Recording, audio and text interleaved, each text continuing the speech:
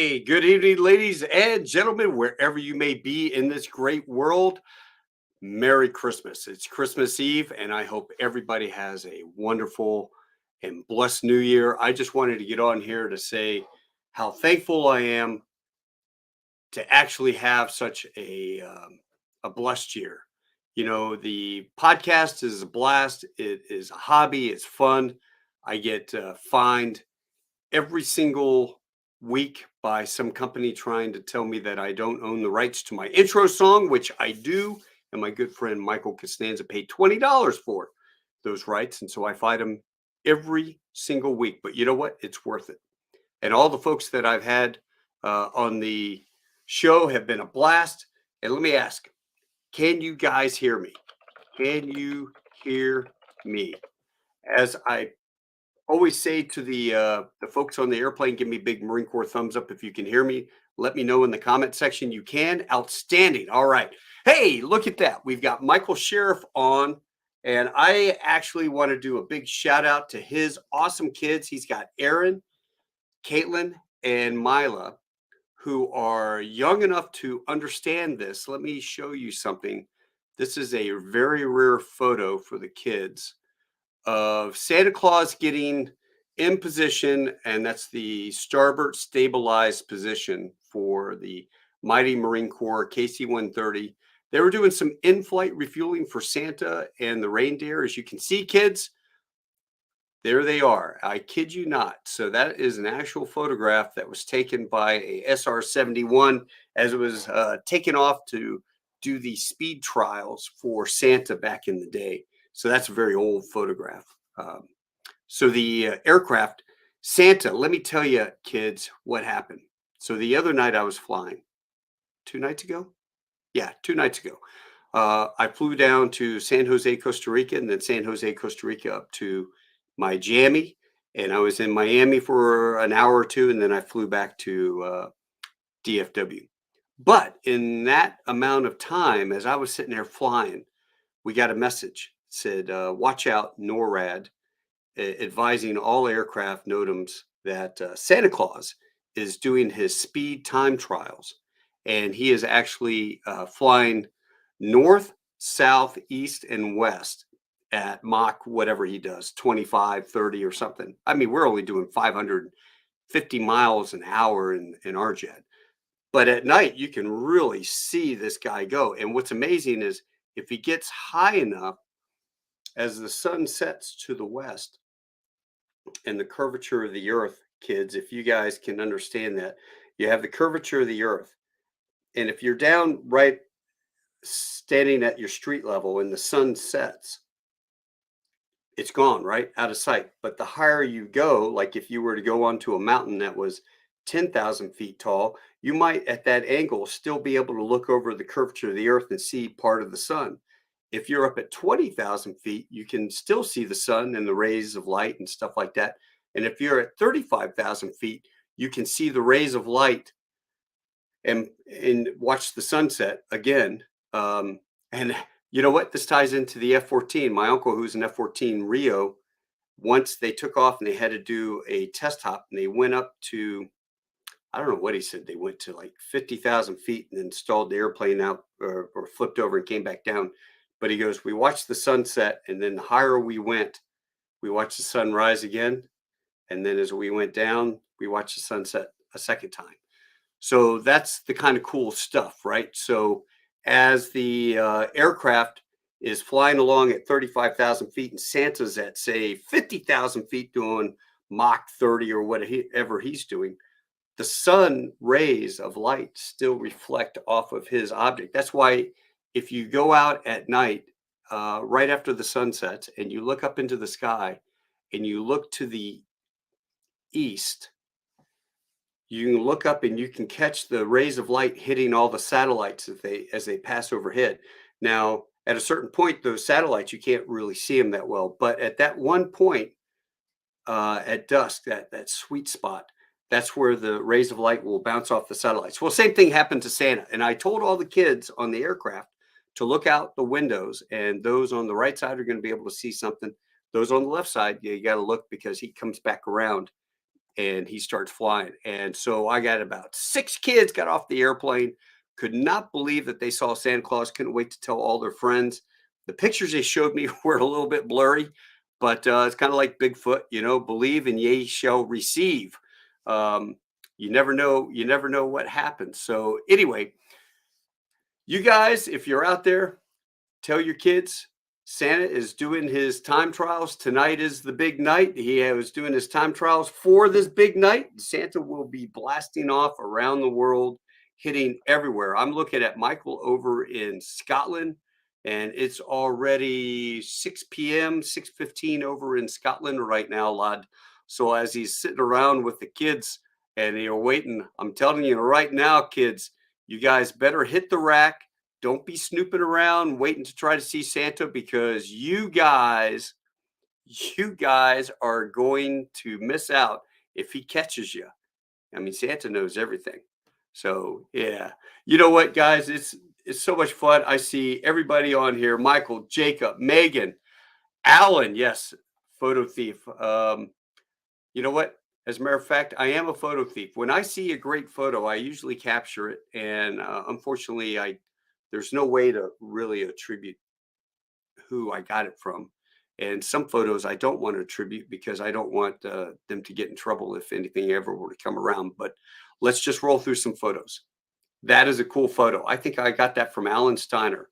Now that he mentioned it in there, and that is an awesome top secret photo of Santa getting refueled by a Marine Corps in America C-130. Oh, by the way, kids, I forgot to tell you that what'll happen is Canadians, they all organize, Canadians, Americans, Italians, English, Germans, they all get together. I think the Russians are the only ones that don't play. So they got to get extra gas from everybody else. How about that? Is that a nice picture right there? That's just flying around, and you've got thunderstorms to the left of you, thunderstorms to the right of you, into the valley of thunderstorms you roll. You've got some setting suns in the background. It's kind of beautiful. Look at that. If that doesn't make you, that's my office window at 35,000 feet as the sun comes up, hitting to the east, and that is a great shot. This is a beautiful shot with the contrails flying overhead. So you see the contrails, you're going to have some bad weather moving in. Of course, you just never know. Beautiful shot. Look at that. That is a T-Rex right there, 727.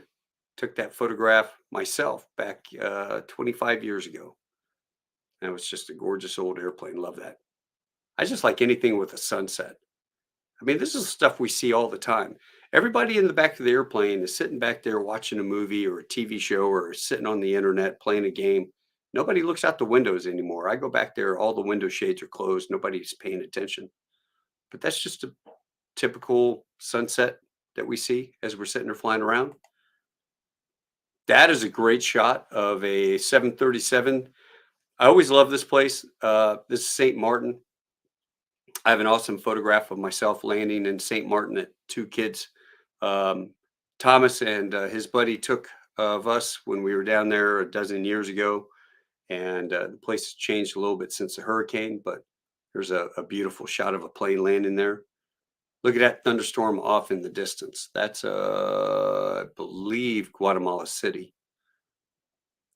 Big boomers. And actually, what's kind of cool about that is you see how the top of the thunderstorm's all lit up. It's white. It's highlighted.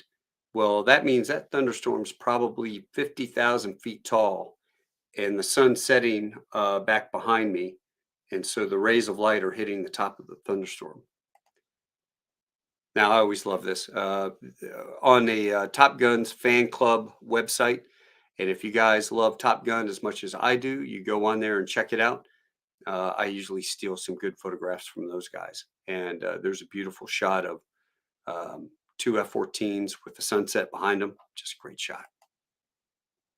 That was kind of neat. Reflection off of the windows in front of us.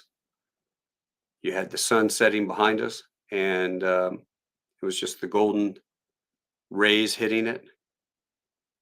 It's hard to see that If you guys know what that is, that's the big meteorite crater in out in the Midwest there, just past Grand Canyon. If you see that, the story behind that, the big joke is in the 727, you got the pilot, co-pilot, and the engineer. And the flight attendant comes up to get some coffee. She's a young new hire. And the captain looks at her and she's, 18, 19 years old, 19, 20, who knows. And the captain goes, "Hey, you see that big hole down there in the desert?" And she looks out the window. She goes, "Yeah." He goes, "A meteorite struck the earth and caused that big hole. It's huge. I mean, it's a mile across and I don't know how many, 500 feet deep or something." She goes, "Wow." And she flips her hair back and he goes, "You see all the little dots around the edge, the rim? Those are houses and buildings." And he's trying to relate the size of how big this hole is. And she flips her hair back again and she goes, "They were lucky." Whether it's true or not, it's a good story. This is Mike Aldridge and myself. We're out in Hawaii and um, flying the F-4 Phantom. You notice there are November numbers on the side of it. They're experimental airplanes because they're owned by Mojave Tricor in the Mojave Desert. We went to 53,000 feet in those things and launched the drones on the bottom at each other. And then the drones went from 50,000 feet up to 80,000, then back down onto an Aegis class cruiser where they shot him down, defeated him with rockets or whatever the heck they did. But that was a ride of a lifetime. So, Mike Aldridge, if you are out there, know that you were well deserving of a ride in the back seat. He is the only Lance Corporal I know that has ever gotten the back seat ride of a jet. They used to do it all the time back in the 70s, 60s, 70s, 80s. Then they just stopped doing it. So Mike is one of the few Marines I know that actually got a ride. Shout out to one of the best Marines I ever had, Chris McCowan, Mike Aldridge. You guys really made, if I had 15 of you, I would have been a general. And there's another great shot of an airplane landing in St. Martin. I don't know. I have a fascination with that place. But what you guys see, everybody's standing there taking photographs. The airplanes are right over top of you. I mean, no more than 100 feet, 75 feet above you. And when they come into land St. Martin, to the right of the photograph where the nose is, there's a fence. And there's a fence, and then there's a road, and then there's the rocks, and there's the beach. So what you don't see on the landing is the vibration and the sound and noise of that airplane landing over top of you, which is phenomenal. But then on takeoff, especially the big airplanes, everybody to the left, directly under the tail, as you're sitting there looking at the photograph, they will stand there and they will brave, 70-mile-an-hour winds, and they end up getting blown like tumbleweeds right into the water. I mean, literally, they're hanging onto the fence. They're getting sandblasted by the jet wash of the engines of these big European 330s or whatever they're flying, four-engine jets, getting sandblasted. And then people are rolling into the sand. There's probably $150,000 worth of sunglasses sitting in that, right in that water right there. But they would be no good because the lenses were all sandblasted by the thing. Jets taking off. I thought that was a cool photograph. I landed on the USS Lexington in October of 1989 in the backseat of an A4. It was a joyride. I was dating a niece of the LSO, and he invited me to go for a ride there out of Kingsville. And the other aircraft had just landed, and then we were on our base coming in to land. It just, when you're up there, when they talk about a postage stamp, it really is a postage stamp. And that's a great shot. I stole somebody. I don't know if Bill took this, but phenomenal photograph. God, probably it was bio. I'm not sure. Phenomenal photograph. Sunset out and F-14 tied down. I just can't get enough of that airplane. Love it. And there's a great shot. Sunset right off the right wing. Passenger took that because you're looking right out over the engine nacelle. So they're just forward of the engine nacelle. Guys, Merry Christmas. And I can't I can't thank you guys enough for making my podcast a blast. It really is a lot of fun. It started out as a hobby 2 years ago. I've had so many interesting and cool people, and it all started with Scott Gibson after VJ Day and calling Scott up and asking him if he would be willing to be a guest on my show. And then Dale Dye, and I mean the list goes on. Don Graves was my third guest. He was an Iwo Jima vet. Um, just it has been a blast. Pete Koch, who's out in the LA, had major shoulder surgery done. Keep him in your prayers for speedy recovery. He played the Swede in Heartbreak Ridge with Clint Eastwood. And I tell you what, uh, definitely check him out. I had just had Rocky Sickman on. He was a POW for 444 days. That was on last week. If you get a chance to watch that, check it out. A lot of things I wanted to ask Rocky that you do a podcast and you have questions in your mind that you want to ask. Somebody asked me how I do a podcast, and I don't sit and write questions out. I may research a subject, or I may talk to them, or I've read their book, and then that causes me to think about stuff. Um, in Rocky's case, I've met him so many times. I've heard him give a speech, but some of the things that having experienced survival school, SEER school, you're in a situation where you can't talk. So, like in his case, they were tied to a chair. They were looking um, at the corner, blind, and they were tied to a chair, and they weren't allowed to talk to one another. So for 30 days, he was that way. And I often wonder, how do you keep track of time? You can't mark it down.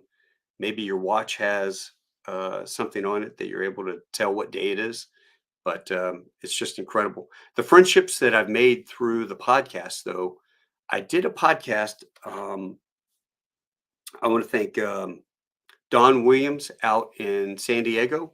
Don Williams, who introduced me to Chappie, who introduced me to Pete Pettigrew, and that's how my affiliation with the Top Gun fan club site. So somebody asked a question about the Top Gun fan club. So let me tell Michael to pull up and please post the link on Facebook, Michael, to the Top Gun fan club group. Basically, I was interviewing Pete Pettigrew, who was the original. There you go, topgunsfans.com. Pete Pettigrew, who's the original Viper, and he was also in the original Top Gun, the bar scene where Mav goes and he sings "You've Lost That Love and Feeling," and then you see this older guy, the gray-haired dude, walk in. He sits down at the bar, and she goes, "Oh, Perry, I'll be with you in a minute." Well, that's the guy I interviewed, and miracle of miracles, Michael Sheriff, who is sitting over in Scotland, is watching that podcast, and it popped up on his Facebook feed, which I think is kind of cool. And so he's watching it, and then he turns around and he goes, sends me a message, and that is how we ended up forming a friendship. And we had May 16th a year ago, or was it, God, 2 years ago? Might have been 2 years ago. We literally sat down with all of these great players who were the no kidding pilots from the original movie or had something to do with the movie. And we sat down and interviewed. Well, we did 5 shows, which lasted over 6 hours, 6.5 hours. And we had budgeted maybe 15 minutes in between each show so that we could go to the bathroom and, eat a bite of sandwich. Teresa was making me food and bringing it up. Um, Incredible time without its glitches. The very first show, I'm sitting there doing the intro, and I'm like, Michael, and I'm texting him, "Where are you, Michael? Where are you?" He had the time wrong. Biggest show we're doing in our lives, and he had the time wrong. It made for a great, great memory, a lot of laughs. He jumped on. One of the guests sent the link out to the show to all of his friends. And when we had that particular episode, all of a sudden, my entire green room down below, on my screen, literally blows up with 1 million people down below watching the podcast. They're all sitting there like, "How do I get in?" And they're all trying to get my attention. And I'm sitting there having to delete them all and get them out of there. That was kind of interesting. So now, whenever I have a guest on, I'll send two emails. One of them says, "Here's a link to the show. Please don't share this with anybody." And the other one is, "Here's the links to YouTube and Facebook." So, what are the trials and tribulations of Facebook? Well, Facebook, they deleted one of my shows outright. YouTube has done a little bit of censorship. Um, this year, I've not been real happy with the whole COVID deal and how the Marine Corps and the services in general are treating our servicemen and women, kicking them out for refusing to take the COVID shot. So I had a couple of those basically deleted and wiped off the face of the earth. So I put them on Rumble. Now, what I need to do in the new year is my goal is to go through the podcast and actually take snippets, 8 to 10 minutes of my favorite scenes from 118 shows. And I'm just going to start flooding Rumble and YouTube and everything else. I'm trying to migrate over to Rumble because you don't quite get censored as bad as the idiots over at YouTube do. And then I've got some third party app. I mentioned it at the beginning. When I play my intro with the guys running into the building and all that stuff, we have the rights to that. In a third party app, after manual review, you are in copyright violation of our song, blah, blah, blah. So I have to fight it. And then 30 days later, it gets dropped. But it's a pain in the butt that every 30, every time I get off here, I've got to be ready to hit and get the 30-day clock ticking on these idiots. But Keith Brooks, how are you? Got to see Josh Lee, Keith Brooks, Megan, John. Oh, John, Mark Lister, John Wilkinson. God, Merry Christmas to all you guys, especially around the world. Uh, all my friends, you know, I have too many friends to count. I mean, I'm blessed, right? So, so as Jimmy Stewart said, what did Clarence say? A man. What did Clarence say? Monsoon, how you doing, brother? I'm having a mind block now. I got to go watch It's a Wonderful Life. At the very end, he autographed the book, and he says something about a man is nothing without friends, and that is true. I could have $1 million, $1 billion, and money in the world doesn't matter. It's your friends that you have.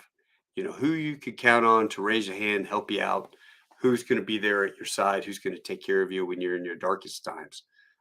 Those are friends, foul weather and fair weather friends. So I am proud to say I've got so many foul weather friends and made so many friends around the world that would drop um, in everything I'm doing, give my shirt off the back if I can, help them out. And then that's what friends are all about, right? And that's what makes us rich in our own lives. I don't care about money. Money, you can always make more, but friends are the ones that count. So the beautiful thing about Facebook, and if you guys are watching me on my own personal channel, Facebook has allowed me to make friends or kindle friendships through a weird way through knowing this guy knows that guy and you just you end up chatting, you kind of feel like you know somebody. But I have tanks, right? We've kind of talked about this before. I am one of these guys that really enjoy driving around in armor and having fun. Here's a picture of my very first. Now, see, this is why my wife is so awesome. My wife bought me my first armored scout car for Father's Day about 8, 9 years ago, and that is called a Daimler Ferret. It's a Mark II 3, so it has a turret up top. I've got a semi-automatic machine gun 308 1919 machine that goes up in there. And then I also have a Fox, which is the bigger cousin to the Ferret. And you can see the size comparison kind of as they're sitting side by side. But through the Ferret, we're part of a Ferret club over in England. When I would fly the 777 or 76 over to London, I literally would call these guys up, and Kevin Brown and Keith Benfield would come down to London, meet me. We drove around London in his Ferret. I must have been on a zillion Instagram, Facebook, Twitter posts because people were taking pictures of the buildings, and all of a sudden they'd stop and they'd watch this armored scout car, tan desert armored scout car with Keith and I up in the top as we driving over the London Bridge, or we're driving there. Oh, look, kids, Big Ben. There's Parliament, there's Big Ben. We go over, look at the sea of flowers, the poppies that they had, the glass poppies. It's beautiful. We were on so many things that I have memories that you just can't put a price on. Those memories are incredible. And I've been blessed. And so, like, when I got married to my wife, Teresa, I told her we're going to go fly around the world because we're going to England for a wedding.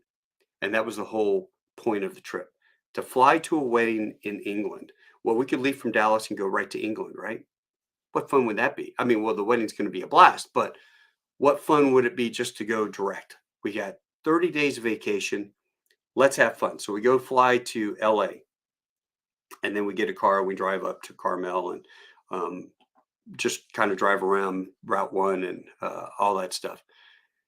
Venice Beach. We tour all the little places that I remembered when I lived out in California 30 some years ago. And then we jumped on an airplane and we're on Qantas. Now, mind you, we get an interline discount when we fly other partners. And so we get onto this Qantas 747, and I give the steward my card, um, and I just tell him, "Hey, American Airlines pilot, Marine Corps guy, if you have any problem with anybody in the back, come get me. I literally will beat the living crap out of the guy so you don't get in trouble." And he was a nice guy. I mean, a little short dude. And he goes, "Oh, right, yeah, terribly nice. Thank you, mate. I appreciate it. Right." And he disappears, and then he comes back about 10 minutes later. And he's like, "Hey, just you and your wife, right?" I said, "Yeah." He goes, "Gather up all your belongings, mate. The person would like to extend you an offer and uh, sit up in all business class down to Auckland." And I'm like, "Oh, that's great. Thank you." And so Teresa's like, "What does this mean?" I said, "Get all your stuff." And so we sat in business for 12 hours over LA to Auckland, which is, their business is nicer than American Airlines first class. It was really nice. Had a great conversation. Turns out that the purser had been upgraded by American Airlines flying from JFK to LA once. And he was so nice. He was like, "Mate, I just wanted to reciprocate, and I never had the chance. And your staff, and I wanted to extend this to you. And thank you so much. And, enjoy." And I'm like, wow. Now, mind you, my wife's 8 weeks pregnant. So we go over to Auckland, rent a car. We go down to Taupo in the North Island, right in the middle of North Island, where they filmed Lord of the Rings and a bunch of movies up there, Cliffhanger, and all sorts of stuff.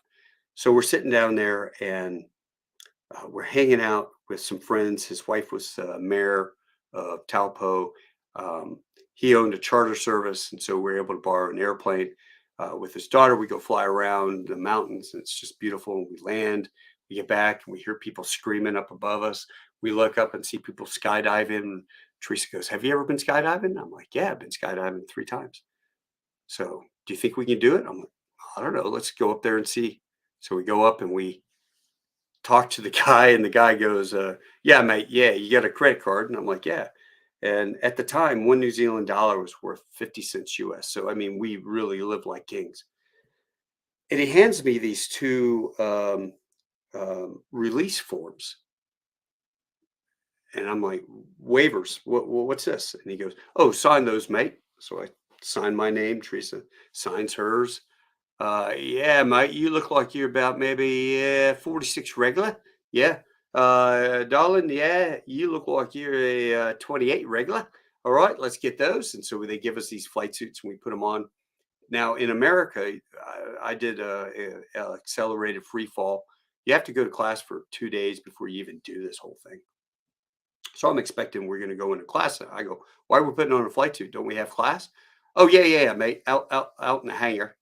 I'm like, "Okay." So we put the flight suits on. We walk out in the hangar, and I'm looking, and there's two instructors. They come walking up. "Hey, I'm your instructor. I'm going to be with her."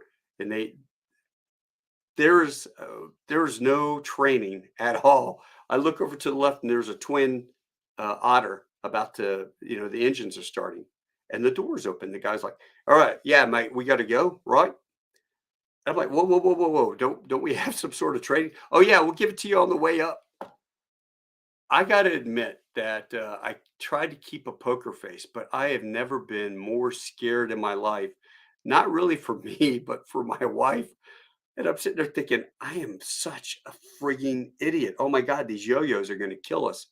And we climb into the back of this islander and we climb up to, I don't know, like 17,000 feet and everything's hooked up. Well, we were the last ones on the airplane. So we're the first ones out. I'm still scared crapless. It's wintertime in August. It's wintertime down there. So when we jump out, we go through a layer of clouds. The dude's hiding behind me, using me as a shield, and I'm getting hit by a million razor blades of hot ice as it's hitting me, and you skydive through the cloud, and then we're flying around, and then he pops a chute. Okay, great landing. It was really nice.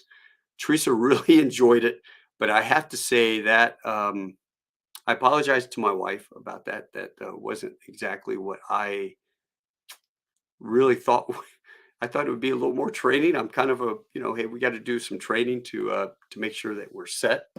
And anyway, we did that, and then oh God, we spent 5 days there, and then we flew over to Sydney to stay at my cousin's house over in Sydney.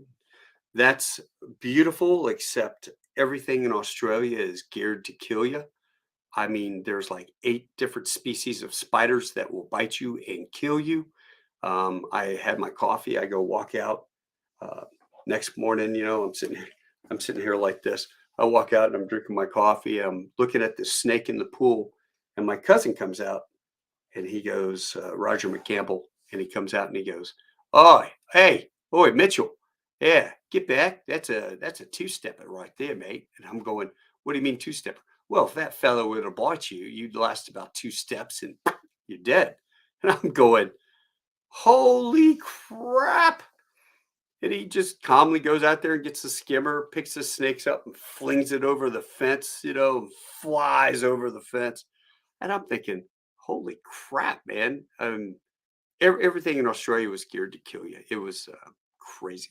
And then we went from Australia up to Tokyo, and then Tokyo over to London. Now, we've been on the road for a couple weeks, 2 weeks by this point, and my wife's sickness is starting to morning sickness is starting to kick in. And now, mind you, I married a local Texas girl that had been to Nebraska and to Florida and back, and that really was it. She did not do a lot of traveling younger.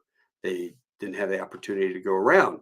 So to take her out of the country and around the world was eye opening for me. Something I take for granted, having been to 55 different countries around the world. To see my wife's reaction and to live through her eyes of traveling was amusing, to say the least. There was one incident we almost got a we almost it was she almost got arrested. We took the train from the airport at Sydney to this outlying stop, which was close to my cousin's house, and that was the plan. He was going to pick us up at this place. Well, you get your ticket for the train, stick it in the turnstile, and opens up and drag your bags through. Next one. Well, when we got off the train, she couldn't find her ticket, and I had already gotten her bags through with when I went through, and I'm like, "Find your ticket." And she couldn't find her ticket. She goes, "Don't worry about it." And she takes about 5 steps back, and she starts to run like she's gonna pole vault over the turnstile. And there's a cop standing right behind her, and I'm going, "Oh my God, no, no, no, no, no, stop." Just take a deep breath, and the cop's got some interest, and he's starting to walk up, and I'm like, "It's okay, officer, we got it. She'll find her ticket." And I said, "It's in your pocket somewhere." So she searched her jacket. There it was, and went through. Um, that was kind of funny. And then she got sassy. She didn't get sassy. The lady at the bridge, we wanted to walk over the Sydney Harbor Bridge. Um, you had to fill out a waiver, of course. And on the waiver, it says, "Are you pregnant?" She goes, "Yeah, I'm pregnant. 8 weeks." And she goes, sorry, you can't go over the bridge. You can't be pregnant. She goes, I went skydiving over in New Zealand. Come on, man. And she's like, we're civilized here in Australia, mate. They're all a bunch of crazies over there in New Zealand. So it was kind of funny. We didn't get to go walk over the bridge, but we did have a great time in Sydney. Tokyo was great. Got to see a little bit of Tokyo, then over to London. And then from London, we actually met my parents who flew from Dulles and they were going um, the other way. They're going westbound. And we met up and then we took the train or bus and we went down to Poole, Dorset. And we went to our good friends, Barry and Barbara Heath, and went to go see their daughter get married down there. Um, then I had rented a car and I drove Teresa to Stonehenge, which was amazing back at that time because in America, there would be a theme park across the street. There would be a million restaurants. There'd be, and you're just sitting there driving hedges and little roundabouts, and you're on these back roads, and you're like, man, I hope, this is before Waze. And so I hope I have good map reading skills and I'm driving in the right seat, which I was used to because in Japan, you drove on the right side. So I did that for a year. Teresa's navigating. She did a great job. She got us over to Stonehenge. And when you pull in, you literally pull in, you park, pay your money, and you go down underneath the highway and then walk up onto the other side. I've got pictures of us. So this is in 2000 and August of 2002. There were no railings. I don't recall any fencing or anything around the stones, like you could walk right up to it. I don't recall any fencing around it, which I've seen photographs now and looks like they have it all fenced off. You can't even walk up to it. So that was a neat experience. And then we went and toured um, London and went to the London Tower and we did all that great stuff. That was actually the most expensive part of our tour. And then we went from London up to Aberdeen to go stay with Beth and David Christie. Beth is a high school friend of Teresa's who married a Scottish guy, and they lived in Aberdeen. So we went to Aberdeen, and then we spent a couple of days with them up there, which was beautiful up on the coast. Very cold, I remember that, and rainy a lot. And then we went from Aberdeen down to Glasgow, Glasgow over to Edinburgh for the tattoo. Walked all up and down the main drag there at Edinburgh, which is one of my favorite cities. I did buy a kilt. We're Clan McCampbell, actually Campbell, I guess. So I had to get a kilt, and then we went from Glasgow to Chicago back to Dallas. So we went around the world in a little over 3 weeks, 3.5 weeks, something like that. It was a blast. And Jim Snyder, to answer your question, yes, my daughter tells our oldest Susan, she tells everybody, yeah, I went skydiving. I've been skydiving. And they're like, really? She goes, yeah, I was like a peanut, inside my mom. But Bernard, it was a great trip. Desi Rosado, oh my God, old Marine Corps friend. William Reese, Coy, Sarah, Rick, Merry Christmas, Keith. Um, don't forget your flying lessons. God, did I take you flying? Um, Desi, let me tell you a story about Desi. Desi and I were at TBS, which is called the Basic School, together. This reminded me of all sorts of stories. So we went to flight school, and in flight school, I think Desi got motion sickness all the time, every time he went flying. And he just finally said, you know what, after throwing up 2 or 3 times a flight, this is not, I'm not built to be a pilot. Now, Desi is from Belize, and he's from Key Clocker, which is just north of Belize. Hey, come here, kitty. Um, so, so Desi, I'm at the counter. It's Christmas Eve of 2007. Desi, I think. Yeah, I think it was 2007. I'm standing at the counter at DFW, Christmas Eve, last flight out. We're going to Belize. And this woman comes up to me and she is frantic. I mean, this woman is just going out of her mind. Oh my God, my daughter's getting married. And the winds were, it was crazy winds. In Chicago, they only had 2 runways. The flight was delayed. They were coming. Um, coming down and the flight was delayed and the woman is crying. She goes, if my daughter and her fiance don't make it and the sixth guest, they can't get down there for 3 days. She's crying. I go, look, ma'am, it's Christmas Eve. We are not going to leave them. But when they land and they check the flight, they're getting into like a terminal. I said, you tell them to get on that Skylink. Don't pass go. Don't get $200. You go as fast as you can to get around to our gate over in D terminal, and we'll hold the airplane. So I went down, told the captain, who is a check airman with me, Perry Brown. He is one of the greatest guys in the world. He actually saved my life. That's a different story from PTS. But I went down there and told him the situation, and he goes, "Look, I found something wrong with the airplane. I'm going to call maintenance, and I want them to look at it before we go." Well, of course, it's Christmas Eve. There aren't that many guys working. It was take forever for maintenance to go. So he calls tower and tells them, we're delayed for a little bit. And I went back up and I told the lady, "Hey, we found something wrong with the airplane, so we're going to be good. Don't worry about it." So she leaves. And then Desi walks up to me. Now, I haven't seen Desi since 1989. And he's wearing, I'll never forget, he's wearing a tank top, striped tank top, and these ratty ass cut off shorts and flip flops.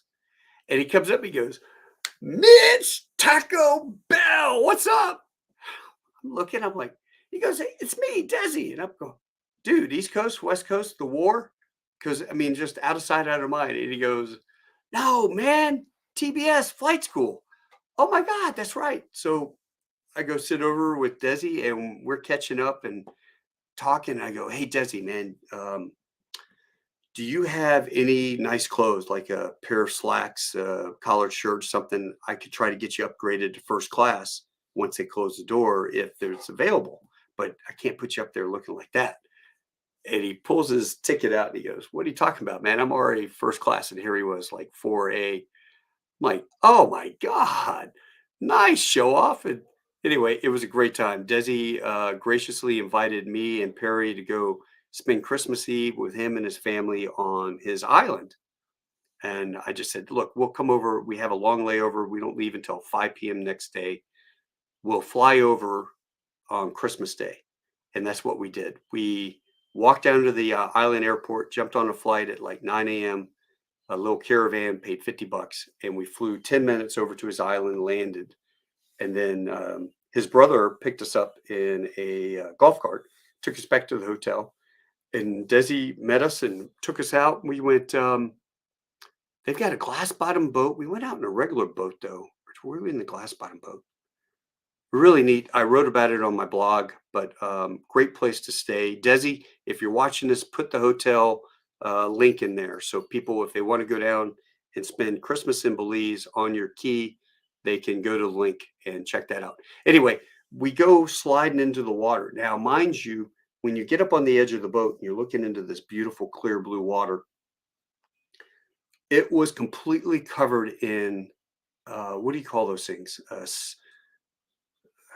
Manta rays, stingrays. They got the tail, and the dude down under, Crocodile Dundee guy, had just Steve Irwin just got hit with the tail, but it went right in his heart, and it killed him. If you guys remember that, he was swimming over top of one, and he touched it, which startled it, and the stinger came up and poked him in the heart. Now, if it got him anywhere else long, it would have just, he would have still been alive. Rays and nurse sharks. Thanks, Desi. But Desi, they step on him and they got hit in the legs, and they never thought anything of it. It wasn't until he swam over top of one that got him in the heart that kind of got him those rays a little attention. So you had to slide into the water next to the boat, and then you had snorkel and mask, and you could go down and touch them, and it was amazing. Amazing time. So then we get up, we go have lunch. We hung out in the boat for like an hour and a half, and then we went back, had lunch. He took us back to the airport, said goodbyes, big man hugs, and then we jumped on a caravan that just kind of, I think they're passing by, and the guy sitting there flying, he looks down. If he sees the golf cart, he knows there's some people that want to go back. He lands, we jump in the back of the airplane. Guy goes, "Where you want to go? Downtown Island Airport." Okay. And so then we fly back, overfly Belize International. We go to downtown, walk a mile back to our hotel, got a shower, got changed, and back down to meet the van with I think 5 minutes to spare. So that was a great time. In my life, I've had to spend Christmas away from home many times, whether it be through the Marines or through work. And I have to say that, Desi, thank you so much. That was one of the most memorable Christmas trips I've ever had in my life. Was with you and Perry when we were down in Belize City. So there's the link, Costa Maya, Belize. If you guys click on that link, go stay. Desi owns the hotel. He's from Belize. He lives in Dallas now with me, but he owns that hotel and goes down there quite a bit. So and then Coy is on here, and Coy, if you guys, God, do I have a picture of the PBY?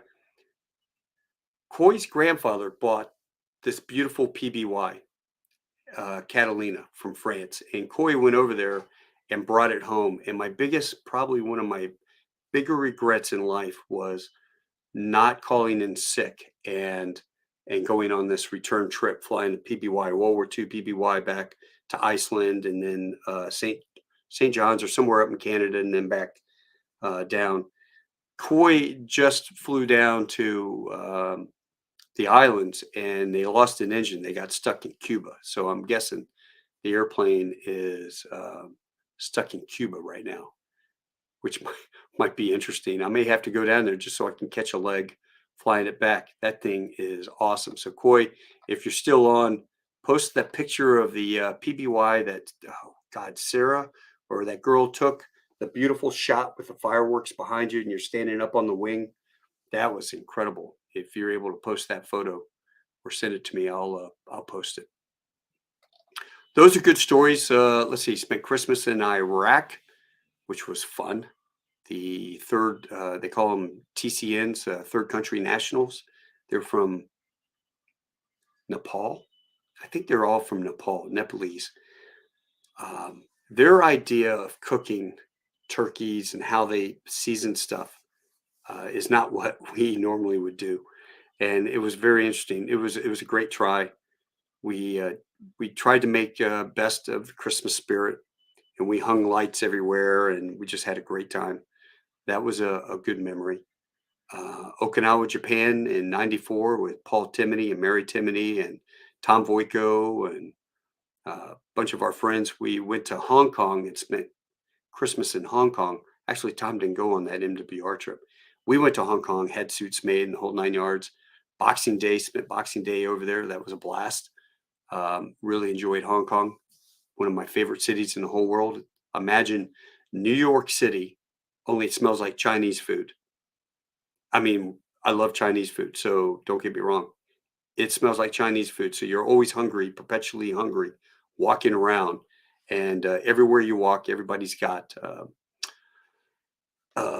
It was Porsches and Ferraris and Lambos and Mercedes. I'm just like, wow, man, there is a lot of money here.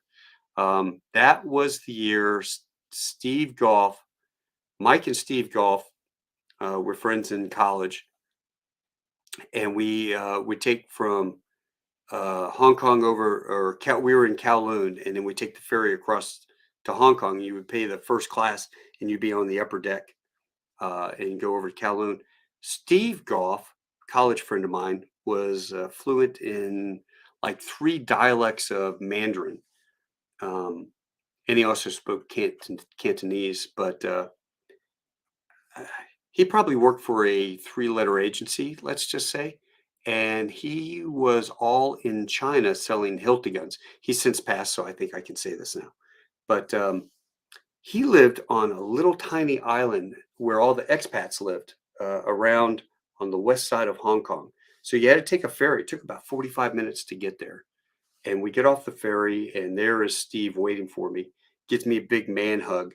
And I'm telling you what, it was so impressive. He was living with a Peking opera singer who was also a chef. and he had to go pick up some chickens and stuff like that for dinner. And we go walk down into the main square. First of all, there were no cars. It's all bicycles and little bike carts, carts attached to the back of a bicycle. And I saw a couple golf carts zooming around. But you're never more impressed with your friend when you walk into the shop and he's like, "Ni hao, chula ma, da da da," da," and he starts arguing with this guy over a chicken. And the dude has these live chickens, and he pulls it off and whack, and we take these chickens back, and the her name was like Sunset, Sunny, or her American name was like Sunny or Sunset. I can't remember, but she made this incredible dinner, and we all sat down in the apartment. We had a bunch of Brits, expats that had joined us, and there must have been about 12 people in his apartment. We all had Christmas Eve dinner, and then on Christmas Day, I took the ferry back to Hong Kong and met up with all my friends, and then we did tours of Hong Kong and saw Jerry Seinfeld. Jerry Seinfeld was there with his little girlfriend. I mean, she looked like she was 18 years old. Whoever that girl was, I can't even remember her name. But ran into her. None of the Chinese knew who he was. We did. Uh, it was kind of funny because I think he was secretly craving for some acknowledgement on who he was. Jerry was a really nice guy. His girlfriend was sweet, and we had a good time talking with them. That was a good Christmas. The worst Christmas I ever spent was in Dayton, Ohio, or was it Columbus, Ohio? It was one of those nights where we had de-icing, bad weather. We got into the airport around 10:30. We took this horrible van ride to the hotel, which was there were no restaurants around. It was Christmas Eve. There was a church across the street, an old church, and I saw everybody going for the midnight mass. But there was nothing to eat. We had a smorgasbord provided for us by the hotel down there in the lobby where they had a bunch of vending machines, and that's what we had for dinner. I remember that was probably one of the worst because I got into the hotel, called my wife, and kids were asleep. The only good thing was I was going to get home. It was one leg fly home next day on Christmas Day. But that night, Christmas Eve, I ate Fritos and I think a bag of donuts and something else, and that was my dinner on Christmas Eve. But I did get and I still have it to this day, is this lap thing that the hotel provided in the room. It has padded on the bottom, and you can put your laptop on it so you can type and do stuff. And so I went down the lobby and I said, "Hey, I want to buy one of these." And so I got to buy that, take that home with me. So that was neat. I got that. And I've had a other couple Christmas, I think Tulsa in the middle of a snowstorm. It wasn't The hotel did stay open for some food. There were a couple places on the road. I would say half out of 25 years, I've spent about 10 of them on the road with my company, um, enjoying Christmas. And I usually like flying the holidays because we did Christmas early with the kids because as all the kids know, doctors, nurses, firefighters, EMTs, anybody that has to work over the holidays, Santa knows this. And so Santa comes early just to take care of this, which was actually kind of cool because my kids, Santa would visit our house early, and all the kids at school were like, "How did he do that?" Well, see, they know that my dad's an airline pilot and he's gone. So Santa comes early. That was that was pretty cool. Anyway, neat little tidbit that most people don't know. Monsoon, I hope you are well. You tell John Baca I said hello. And Monsoon, if you guys don't know, is one of the I've never seen a Marine with a bigger heart than Bill. And he goes by Monsoon, and he is a monsoon. When he comes in, everybody knows he is there, and you just want to be around him and live off, his leftover great stories that he tells. and just sit there and hang and wait for the scraps is kind of fun. So, Monsoon, I wish you nothing but great health this new year, my friend. You give Baca a hug, give him a big Marine man hug for me. Did I miss anybody else? Sarah, Merry Christmas to you. As we watch It's a Wonderful Life, I'm telling you, I'm going to do great things with my life. I'm going to build skyscrapers and Parthenons, and I'm going to go places and shake the dust of this tiny little town right off my legs. Mary, I'm going to see things. God, I can't wait for that tonight. Well, this 15-minute live deal has turned into an hour. Sorry to bore you guys. If you all have any questions you want to ask me, now is the time to put it in the comment sections and I will answer. Jacob Cobb, any good USMC Christmas stories?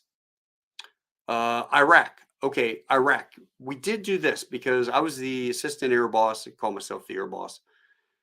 The colonel was the big man, but day-to-day stuff, really, it was us working it. We had a 5K run in Al Taqaddum, Iraq.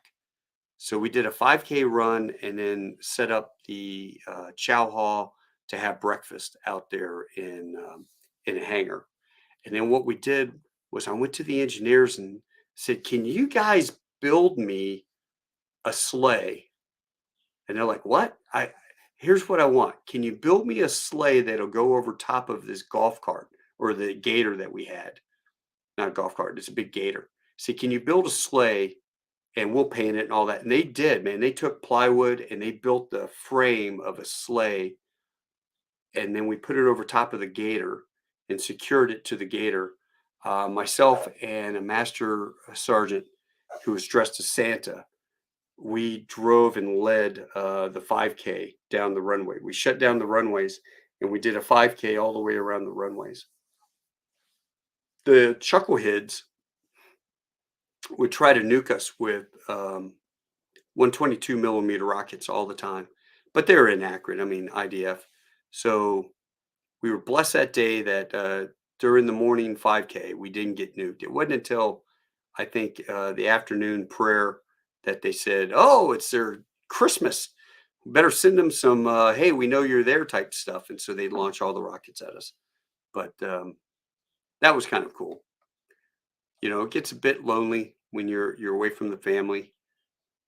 Afghanistan, I got back before Christmas, so I was home for Christmas when I went to Afghanistan. The kids, I'm thankful the kids were real little the whole time that I was deployed.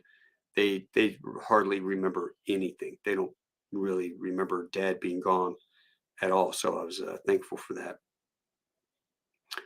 Um, Other than that, yeah, I think that's about it. You guys have any other questions? Bill Myers, hey, how are you, Wayne? I say Bill. Way Myers, Merry Christmas to you too. Merry Christmas to everybody out there. I hope you guys have a wonderful Christmas and a blessed new year with nothing filled with great health because that's all we care about, right? Health. Without your health, you can't do anything. I don't care if you have $1 billion. If you're fighting cancer with $1 billion, it doesn't do you any good. So I wish all of you guys nothing but great health this new year. If you are suffering through anything, I pray to God that He heals you quickly and you come back fighting 100% and 110%, and that you enjoy your life. So until I see you guys in the new year, adios, hasta luego, auf Wiedersehen, cheers, adios, the whole 9 yards, Fleets Navidad, good knock. You guys have a great one, and we will see you on Tall Tales with Taco next week. I have a episode that I actually taped, so I'm going to throw that on there, and we'll have some fun. You guys, I wouldn't be here without you. Once again, thanks. Hey, I love that guy behind me. He scares the hell out of my kids. It keeps them out of my office. But you know what? If I didn't have friends like Freddie Joe Farnsworth taking care of me and all my Medal of Honor recipient buddies, I did an interview with Bob Patterson. That is signed by a bunch, probably 15 or 20 Medal of Honor recipients. The propeller behind my head, you can barely see it. I have to show it one show. That is signed by all the Walt Cunningham and Fred Hayes and Jim Lovell, all the Apollo astronauts. Then that's all shell art that you see directly behind me from World War I. And of course, some rounds. And then that's all little bottles filled with sand from different places that famous battles, D-Day, uh, Leighton over in the UK got me a bunch of stuff. A bunch of my friends got me some stuff from Europe, from D-Day, from the beaches, Iwo Jima back there, books.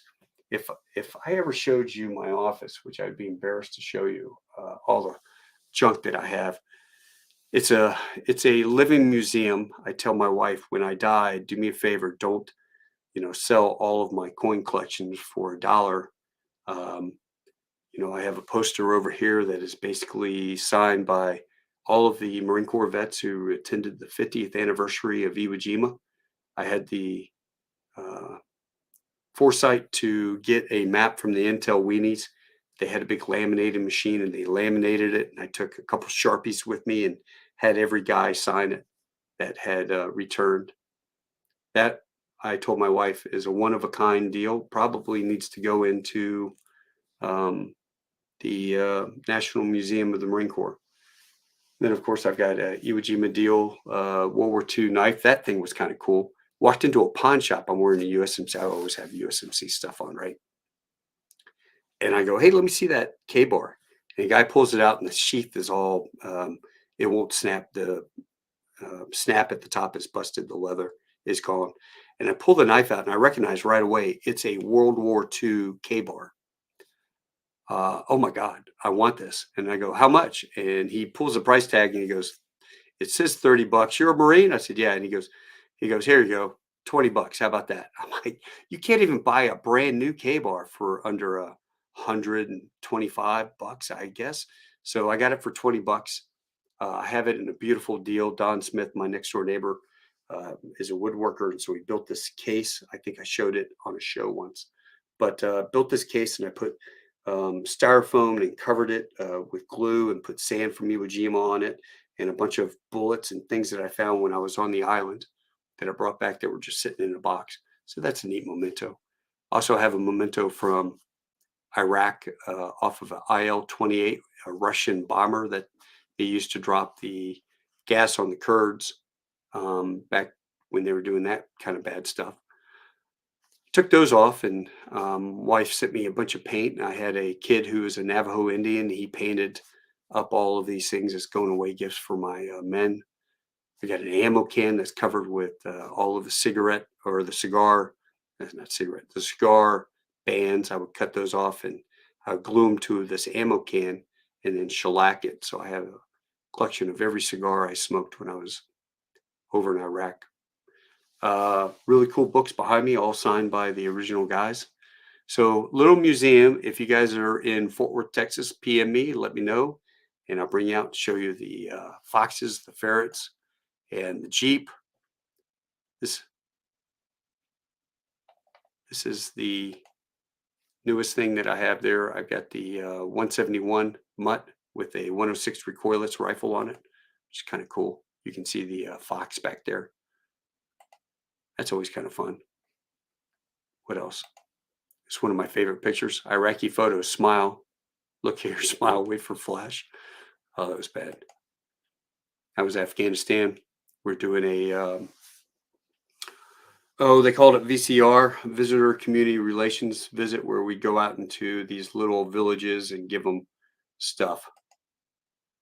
This was an eye opener. That's me and my IED donkey. Little kid was chasing that donkey down the street. And I saw him chasing the donkey. And so I went and I ran out in the street and caught the donkey. We were coming from the police. I had only been in country 2 weeks. I didn't know Jack. I stopped the donkey and the kid came up and grabbed him. He was very thankful. The sergeant behind me, you see the army guy standing behind me. That dude was so pissed. I'm like, here, man, take a picture to my buddy, my German buddy. Hey, man, take a picture of me and the donkey. He took the picture and the staff sergeant came up and he goes, sir, you ever do that again, I'll shoot you myself. And I'm like, what? What? What's going on? He goes, sir, look at that thing. That's that's a LP gas deal. See right there, it's a propane tank in the side deal. He goes, they wouldn't think twice about sacrificing that kid to kill all of us. And that's when fun and games kind of evaporated, and I realized, you know what, this is being out in town, and this is the real deal. So I was very thankful to my Army PSD that took care of us when we were on the road, and I definitely got those guys some good thank you gifts because they got me home to my family. I never would have thought about that. I mean, who thinks about sacrificing an 8-year-old boy with an IED donkey? I didn't think about that. Thankfully, that was not an IED, but apparently that was the mode of apparatus that they used to do.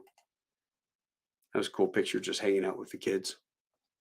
Boy, they love getting pins from you too. They try to steal all the pins in the world.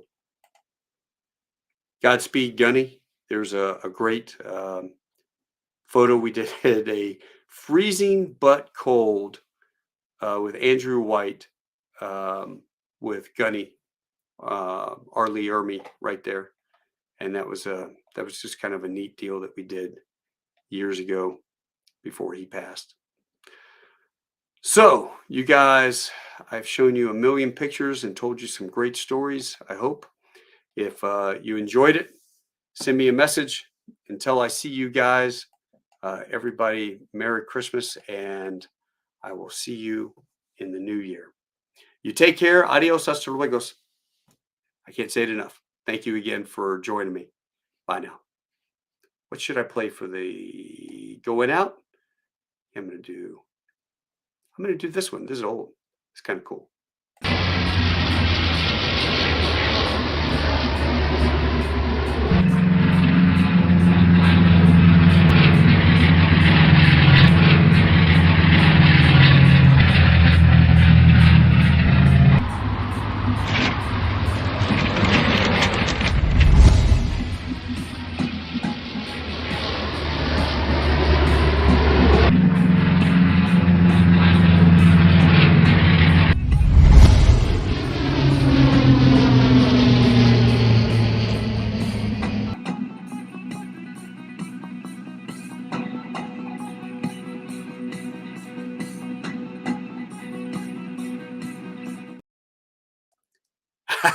That was cool.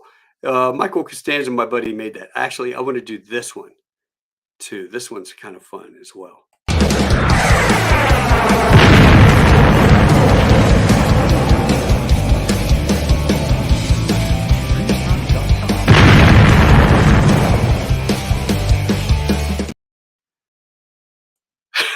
I love that one too. All right, man, we're going to do this one. This will be the final one. Good night. See you guys.